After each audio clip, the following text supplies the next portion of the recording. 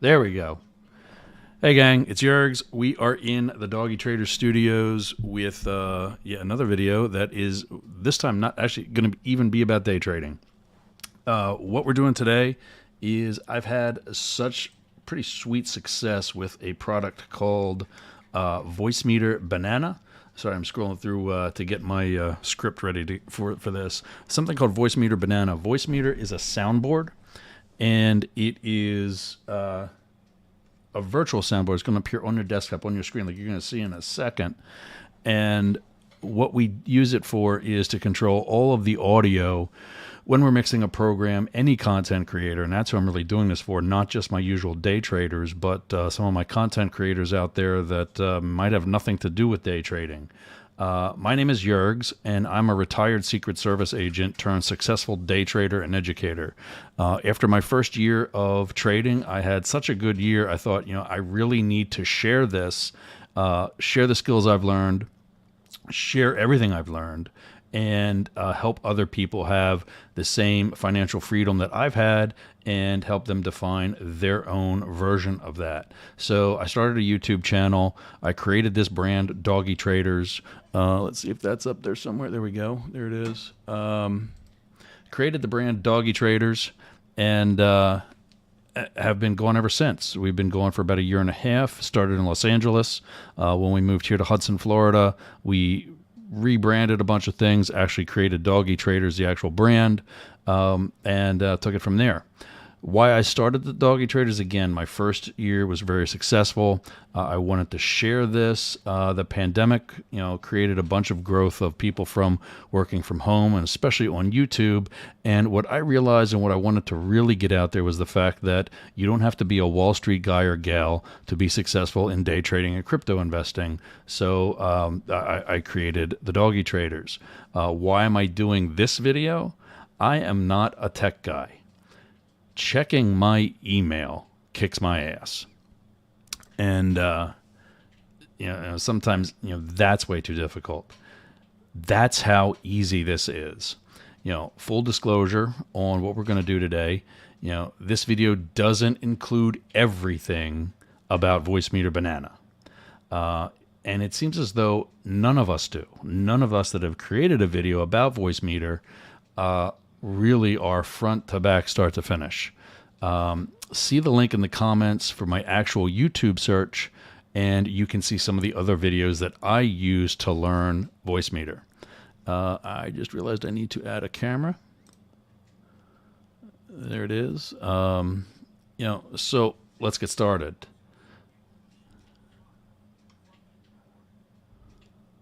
I need a producer.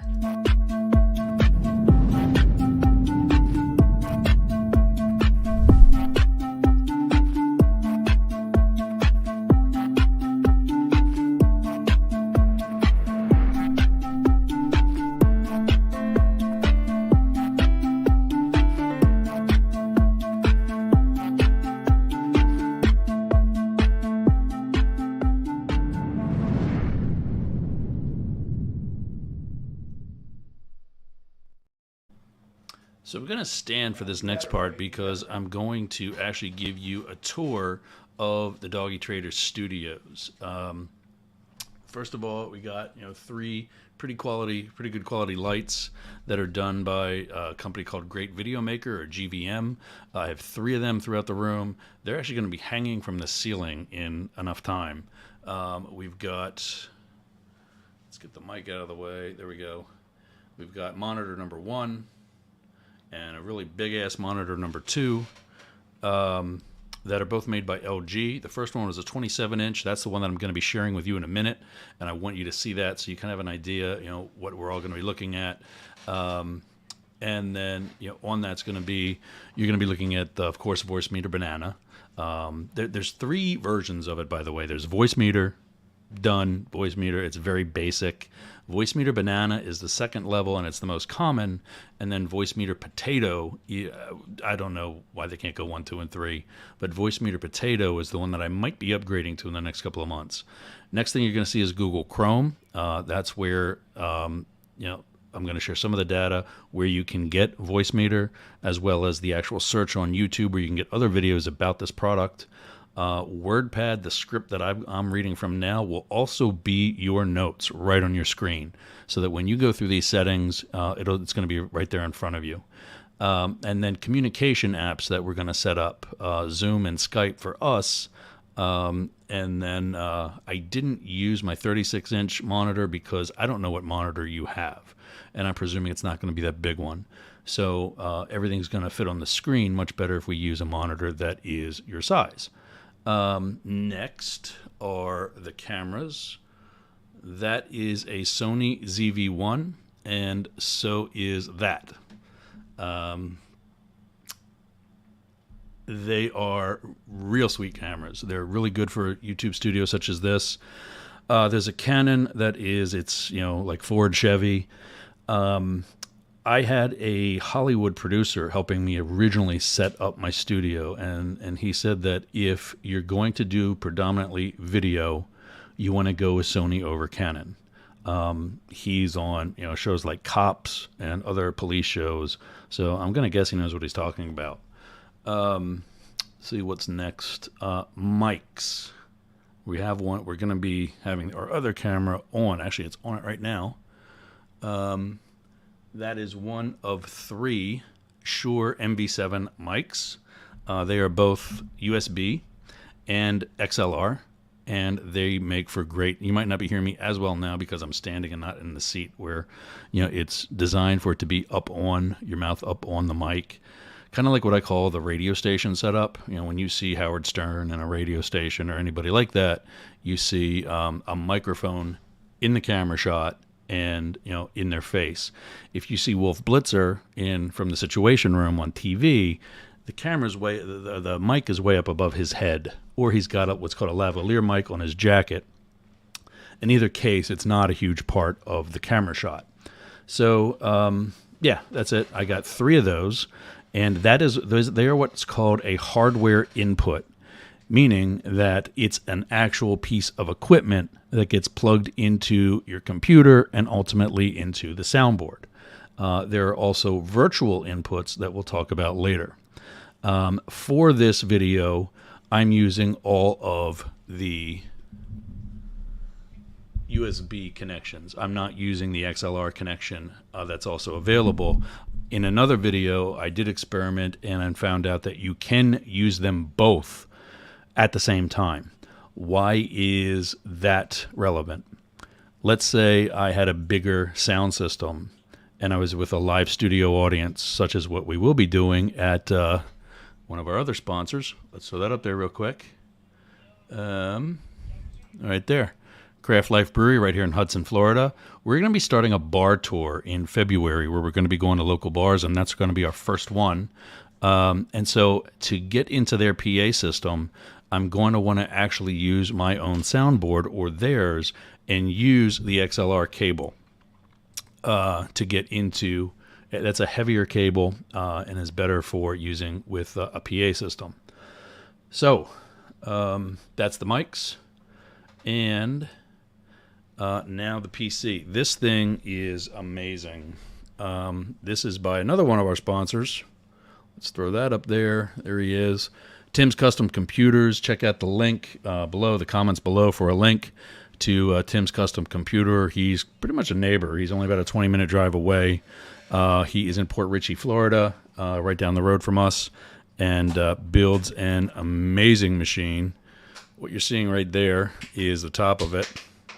There's one of our desktop speakers, and you're looking at 4 of the 6 fans that cool this puppy, and that's going to be relevant later when that's going to be relevant. Let me get rid of this camera. We don't need that anymore. That's going to be relevant later when I show you one of the features on the mics that you're going to want to use in the event that you have a system like this and a microphone that is right by that computer.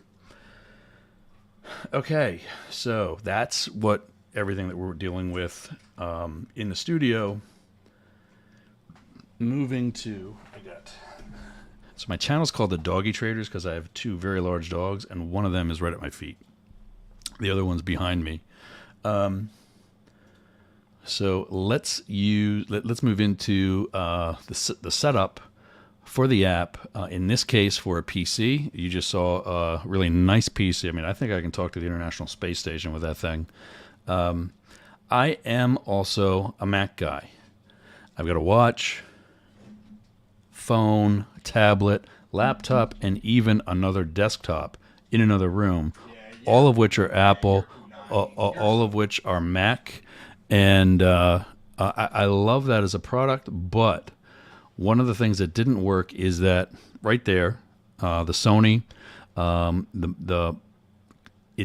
they do not recognize more than one camera of the same make and model. Same thing with the microphones.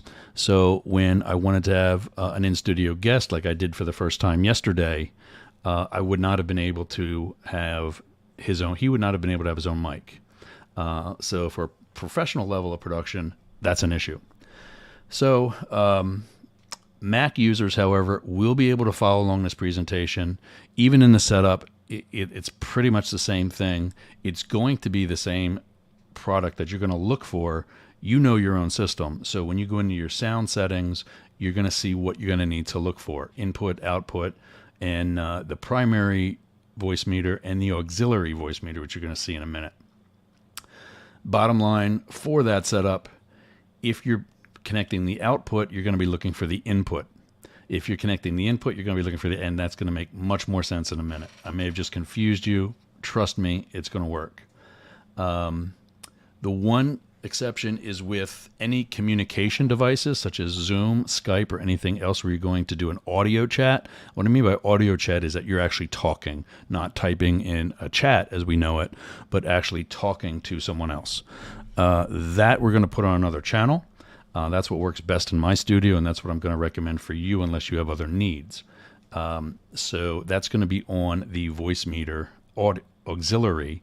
You're going to hear a lot of the video guys say aux, which is, probably one of the cool ways to say it, but it's just best to know and to realize that AUX means auxiliary. So yeah, anyway, let's see. Let's get into sharing.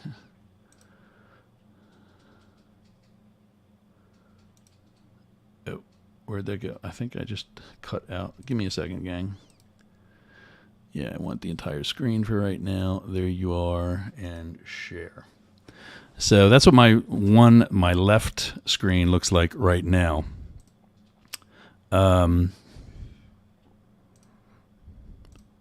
That's what my left screen looks like right now. I'm going to clean that up a little bit. This is what your control panel is going to look like for... I just lost one of my earbuds.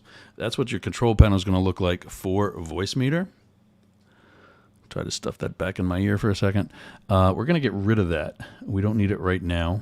What we need is my handy-dandy script and the system settings. I have Windows 11. And that's what we're going to be wrenching on right now.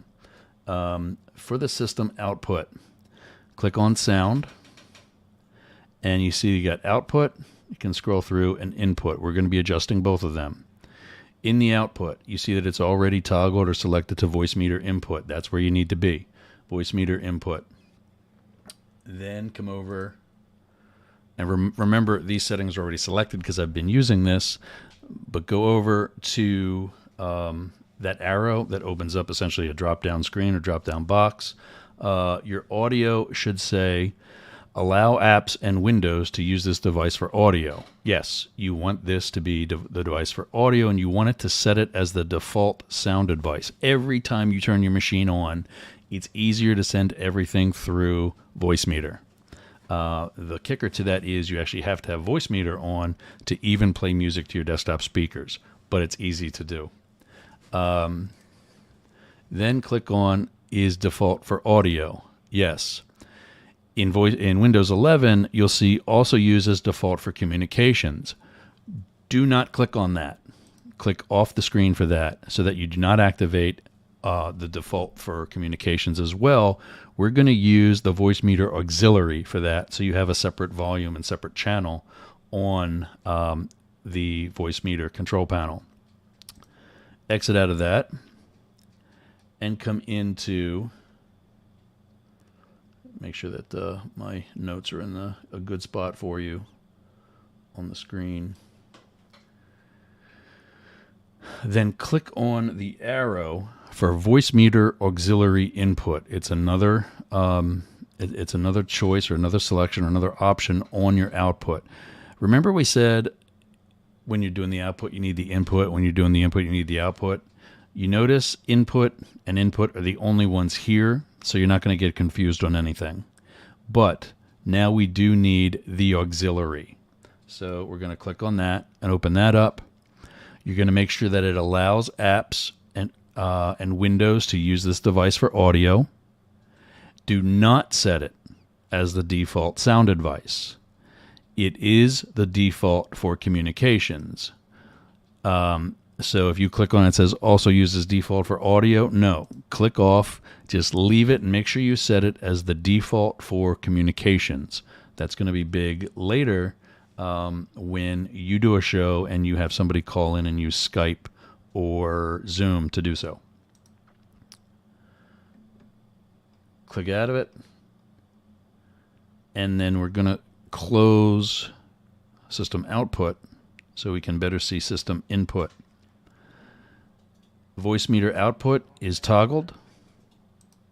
Open it. Again, allow apps and Windows to use this device for audio. It is the default sound device. So basically, Voicemeeter, where all your microphones are going to be connected, is how it gets sound from you.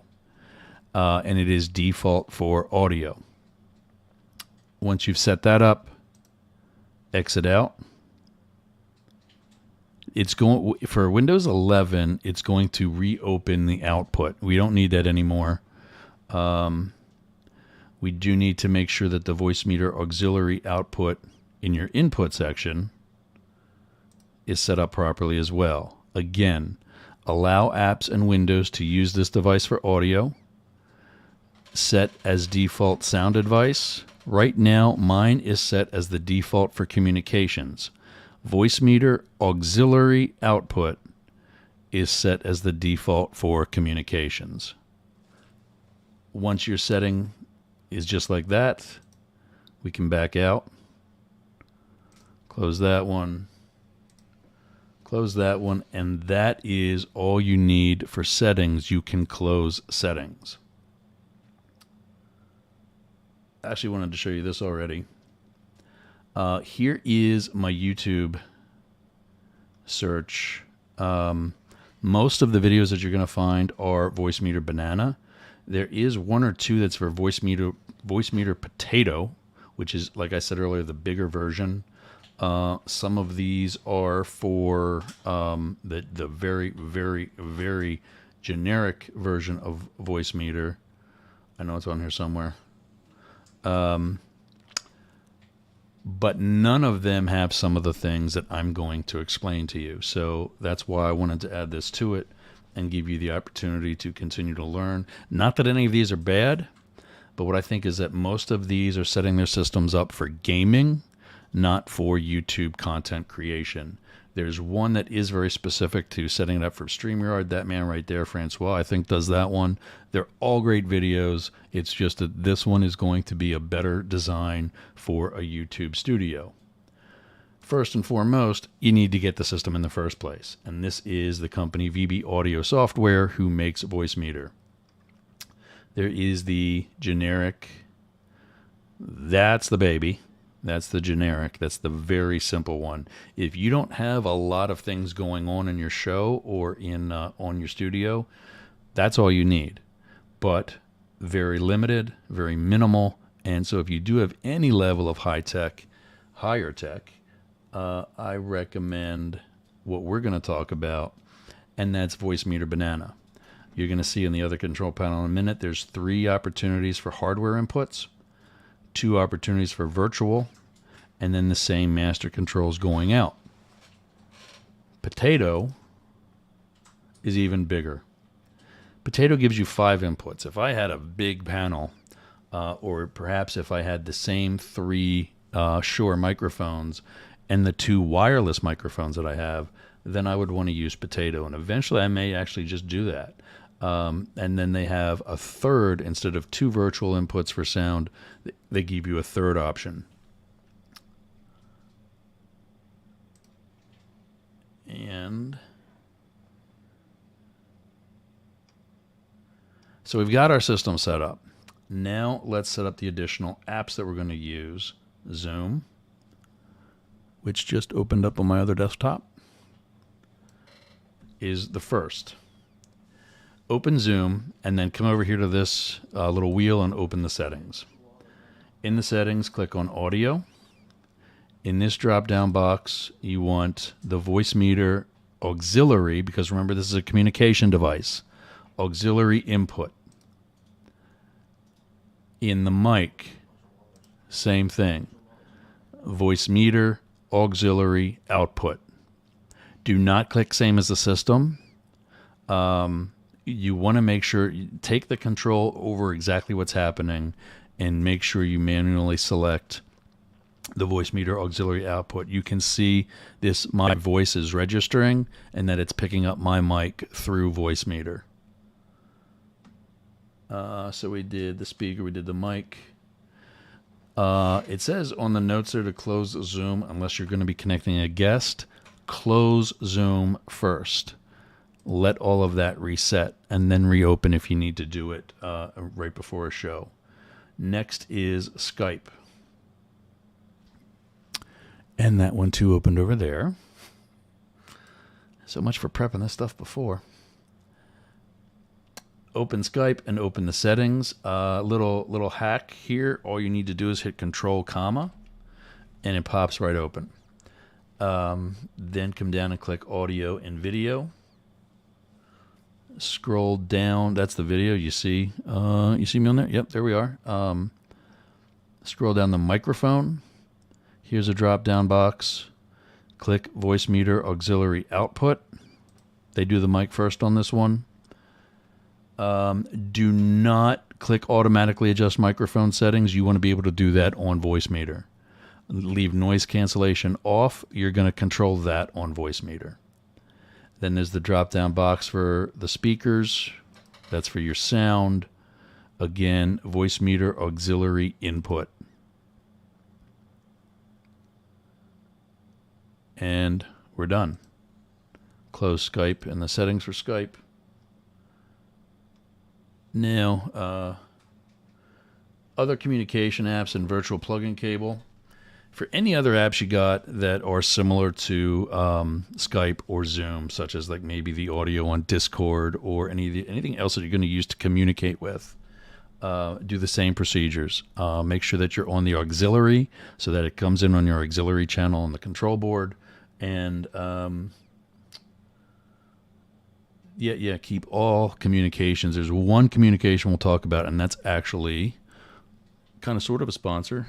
Although I pay for this one, so not really. But StreamYard is how I'm sending this to all of you into the 8 destinations that I have that I can stream to with a particular program that I have for StreamYard. I can do as many as 8, and that's what I'm doing today. That is not an application. It is a web-based platform, meaning that it's only via StreamYard.com. Every time you go to use it, you log into StreamYard.com. And so that's coming to us through the browser, not through any application that is down on our toolbar, like, there's Discord, Zoom, and Skype. So you need to know that if you're going to control any volume in the StreamYard or somebody coming to you, like if you have a guest that joins you through StreamYard, their volume is not going to be in the communication channel. Okay, gang. It's banana time. Okay, so now what we're going to do is I'm going to stop sharing that screen, and I'm going to share just banana. Of course, I need to actually have that open to do that. There we go.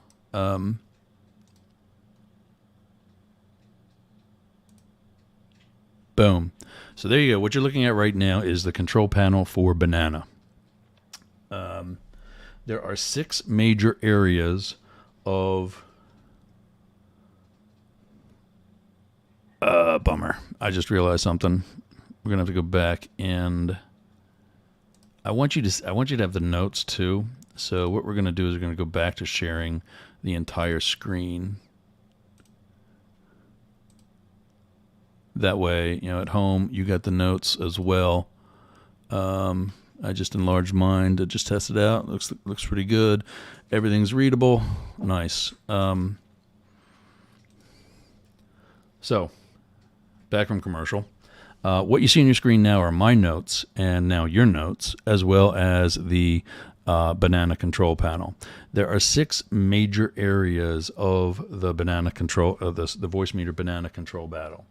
One are the hardware inputs. That's these 3 right here. That's this space right here. That's where you're going to put actual equipment connected to your computer, connected to the board. Then 2 virtual inputs. That's the next 2 channels. And that's where everything's coming to you if you're going to play something from a YouTube video, iTunes, Spotify, Zoom, any of those things that are coming to you from the internet will come in on one of these 2 channels. Then hardware outputs, those are up here. A1, 2, and 3 are all drop-down boxes, and you see the long list of things that you can connect your sound to as an option. And you have 3 different connections for that. Then master volumes or outputs, that's this section down here. You see that they are labeled individually. This one is A1, A2, and A3, B1 and B2. You can also go through and customize these labels as well. We'll get to that. Next is the recorder. We're going to have a lot of fun when we talk about the recorder. Those of us who are a certain age will get the joke. Finally, we still got that up. So let's show this. It's a 15-channel equalizer. We're actually using it right now. Maybe you can hear a difference. If I exit out, you'll hear another difference. Maybe now I don't sound quite as clear. Honestly, I'm just learning that, and it's not going to be a featured item in today's video. To leave it on, I think you're going to hear a better quality now. I'm going to minimize it, and it should still be running in the background. Hardware inputs. You have 3 options or opportunities or channels to plug into. In the selection, there's the drop-down box.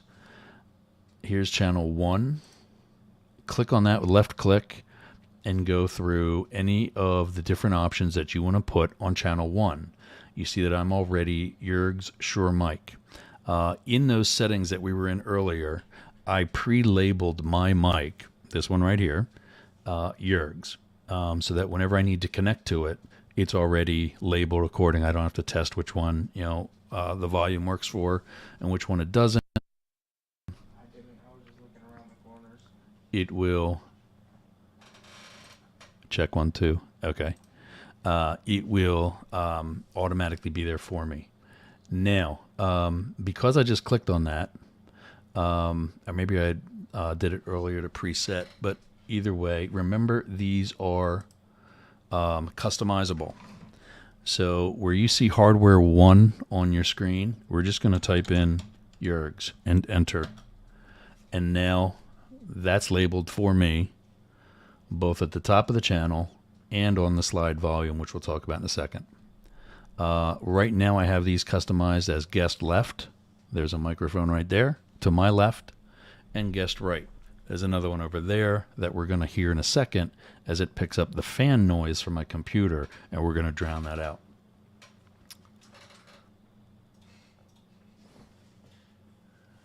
When you make the selection, you'll see a lot of these are redundant.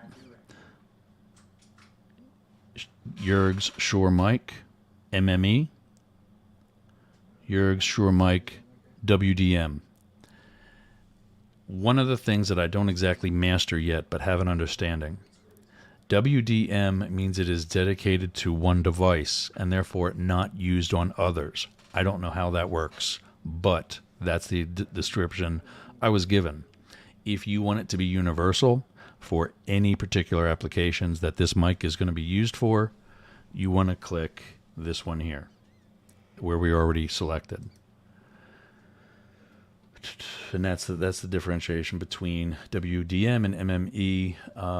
You can research that further in some of the videos that I found it in.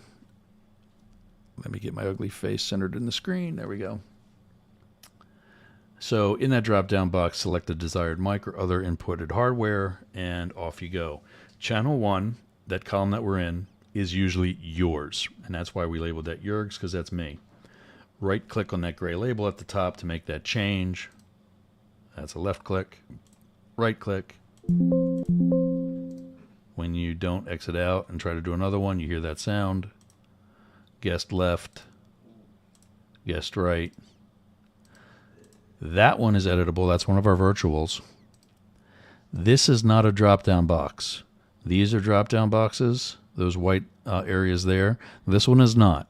This is your primary voice meter. This is the auxiliary voice meter that we saw before. That's it. You have two channels for virtual connection, and those are your two options.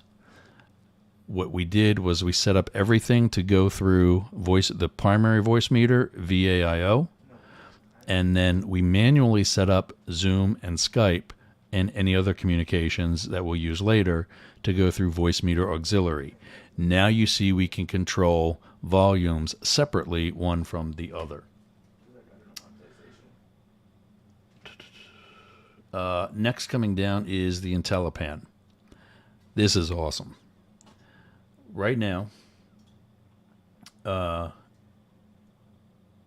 if we right-click in this space here, we go from the left, right, and echo to modulation to the mic position. Left, right, and echo. I want to hear this. We bring that up, and it has a pretty serious change to my voice. Bring it over there. Bring it over here. Or bring it home down to the bottom. And we're back to normal. Modulation does a lot of the same thing. Double click on the left. Sends it home. Right click again. This shows, I gotta take this off. See, watch what I'm doing. Click that. Okay, now I'm not hearing myself in my earbuds and it's not echoing in my head. This moves it left to right. And what that means is right now I'm close in this inner circle and I'm close up on the microphone. If I'm sitting back further, we can adjust that accordingly and it will still pick me up. If I'm over to the left, it will still pick me up. And you should be hearing that. Let's see. You should be hearing that pretty good. I'm hearing it. Good enough.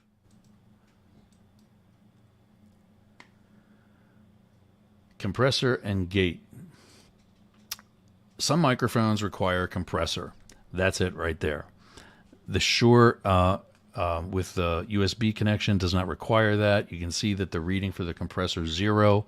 I've been using it accordingly, for the past, since I've had this, at least a month, and have not had any sound issues. Gate is awesome. Is this where we're going to do it? Yeah. It makes something called NVIDIA Broadcast obsolete. NVIDIA spelled NVIDIA. You see it on the screen there. It makes that obsolete. And in fact, when it was installed here on my machine by Tim's Custom Computers, we had a hell of a time getting it to actually operate and not time out. So we uninstalled it, or we will uninstall it. I think it actually might still be there. But we're going to uninstall it and not use it. Why? Because I think this is where we go over to, let's bring in our other camera so you can see what we're talking about.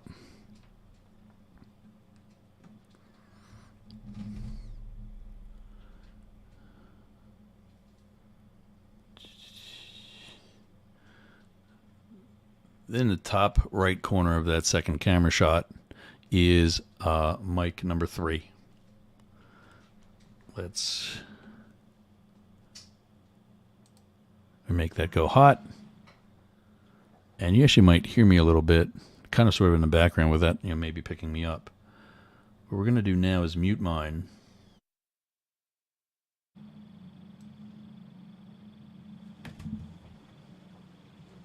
Oh, I just kicked my dog. And now you can hear me. What you can also hear are the fans in the computer.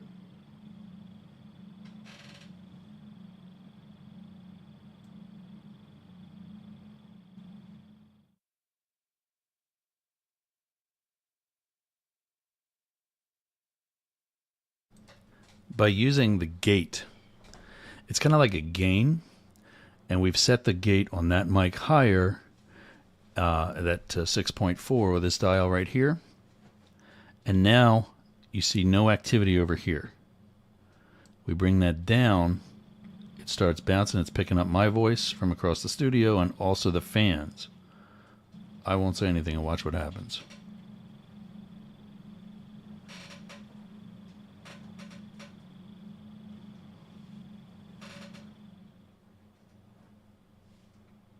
That bouncing you saw was the fans inside the computer.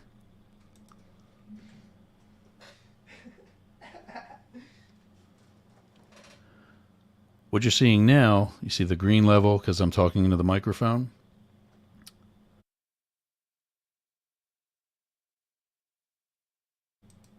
I muted my mic, but you saw that there were still lighter shades of gray, like on here. It's still picking up volume from inside the studio and it's still registering. That's what you would get if that mic was hot.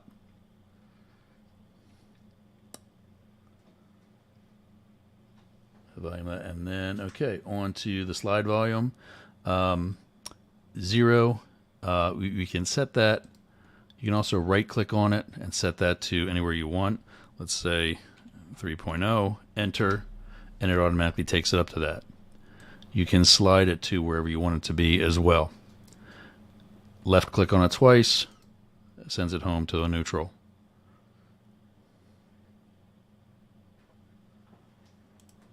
Yeah. Right click to manually type in the volume that you want to have. These are your destinations. These boxes lit up is where I'm sending my voice. So we have A1, 2, and 3 are physical hardware outputs. Speakers, earbuds, headphones, things of that nature that are plugged into the computer. B1 and B2 are virtual outputs, the internet, a Zoom call, a Skype call, things of that nature. That corresponds with these two over here. In one of the videos, Francois is going to tell you to turn that one off. If I would have continued talking, you would not have heard me because you are on that channel. So in all cases, on all channels, I leave B1 and B2 green and active. If there's nothing going to it, there's nothing going to it. Like, for example, we have no Zoom or Skype call right now. We can still leave it hot. It's not affecting anything. A3 is a third hardware input. I don't have 3 opportunities for hardware on my computer. So unless I use a USB connection, there's no other opportunity to even use A3. We turn them off. A1 for my channel is off because that's my earbuds. I don't want to hear my voice a fraction of a second after I say something. So I turn that one off. A2 is that mic over there.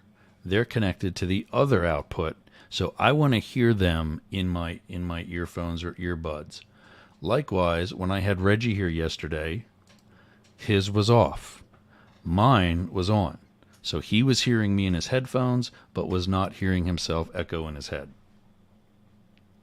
And actually, he was over here on this one. This one stayed muted. We had nobody. We had no third person in the studio with us. B1 and B2, these are your virtual destinations. Again, have these activated. Green means go. They're not lit. You don't leave the room. It's that simple. Or your voice doesn't leave the room. Mono, solo, and mute. Mono removes the left and right stereo, I think. Again, I don't use it, so it's not something that's affected me one way or another during a broadcast. And it's not something that I really, if I have stereo, it's better anyway. Solo cuts out everyone else. And I just misspelled else. Let's fix that.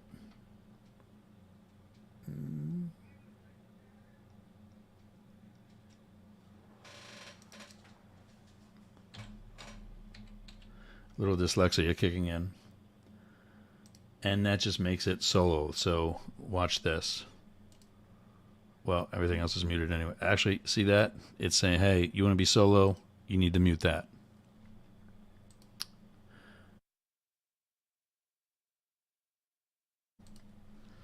Mute kills whatever channel that's coming, any of the audio fed to that channel, in which case that example was me. But when that happens, you see we're muted here, the volume levels are still visible. You're still going to see what sound would be coming out if that was a hot mic. Virtual inputs. So this is an edit. You see I've typed in browsers because that's where anything from the internet is coming to us from. This is obviously also coming from the internet, but it's set up manually for Zoom and Skype and any other communications. These, I'm clicking. These are not drop-down boxes like these are. This is just Voicemeeter and Voicemeeter Auxiliary, and that's really all you need, so there's no need for a drop-down box there. Everything else is the same, except here, both of these channels have equalizers, 3 channels from treble to bass. And also, this is not the IntelliPan, this is just surround sound control. And again, double click on the left click, sends it back to the center. Same thing with destinations. I think that stands for mono channel, like mono. K stands for karaoke. What this will do is if I'm having music brought in on that channel, it'll take the vocals out of it so you can sing along. That's pretty damn cool.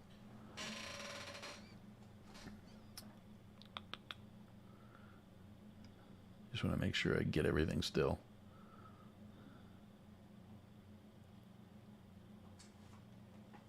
Oh, these are also in addition to the 15 channel that we talked about roughly before.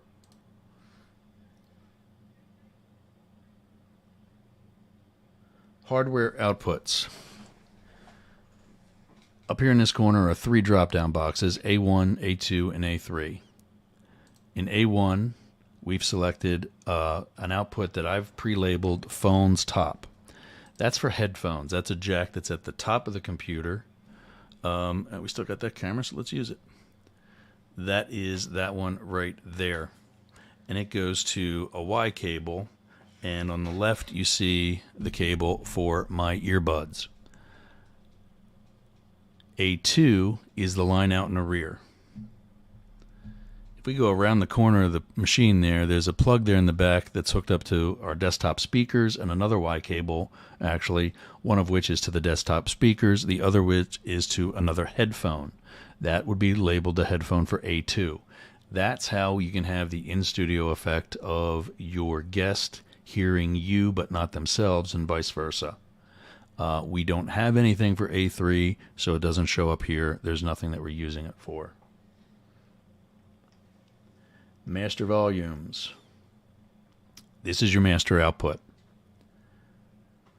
So anybody hooked up to the 3 physical outputs, they're still split. There's not one main, everything's going out through this channel. These are the phones. That's the one up top. These are the speakers. That's the one in the back. And this is A3. This is unused. This is the one that goes to Voicemeeter main, Voicemeeter auxiliary. So this is going to the internet. If you want to mute, or if you want to drown someone out on your StreamYard connection,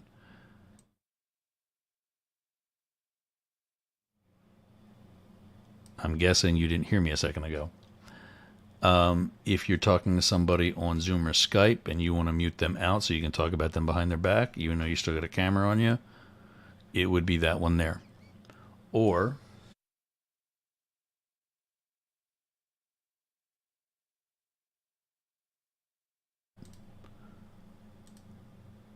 hopefully, if what I've learned the hard way is still the same, you didn't hear me a second ago. Yeah, with B1, Francois, one of the other guys in one of the other videos, told me to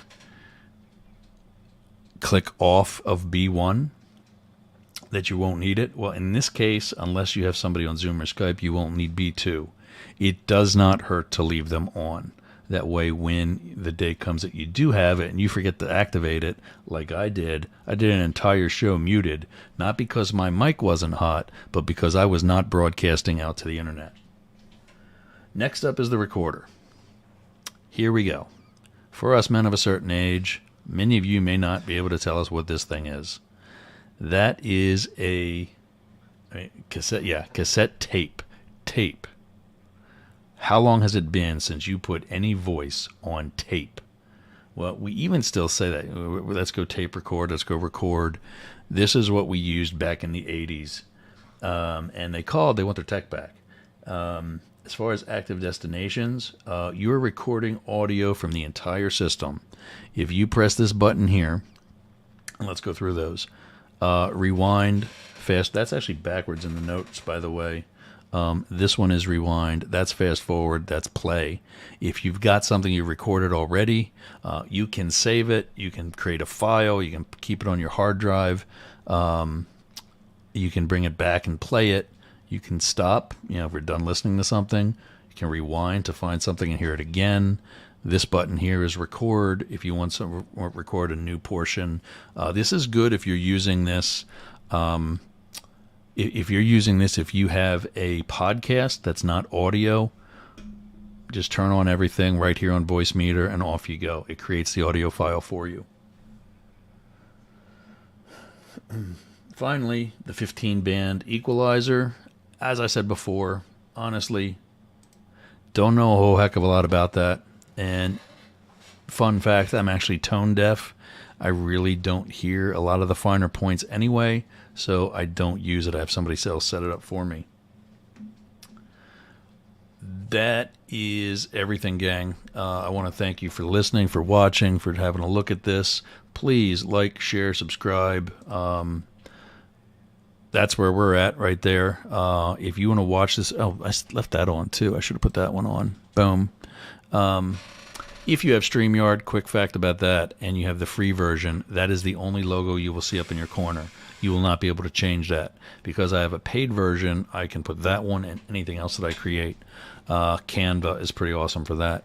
But if you look at our four corners here, LinkedIn, Facebook, Twitch, and Twitter, and YouTube across the bottom, that's where you can get the Doggy Traders every Monday, Wednesday, and Friday, 9 p.m.-ish Eastern, 6 Pacific, or whenever we decide to do something like this, which is totally unscheduled. We're also on Instagram and TikTok, and anywhere you want to be at Doggy Traders.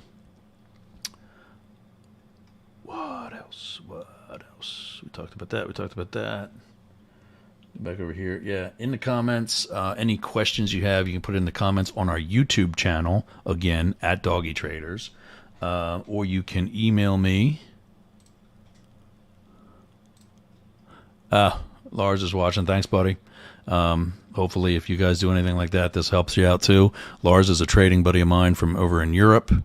And if you do not leave a comment, or if for whatever reason you are not a YouTube guy, that's my email right there floating across the screen, yergs@yergergroup.com. And you can have any questions or comments or anything you want to add or have me subtract from today's show, and I'll respond back accordingly. That's everything, gang. I appreciate you watching. I hope this helped. I hope your content creation is going to improve the way mine has. I really love this whole system. Any questions or comments, hit me up in the comments here for this video on the YouTube channel or to that email. Until then, trade crazy, trade safe. We'll see you again. Talk to you soon.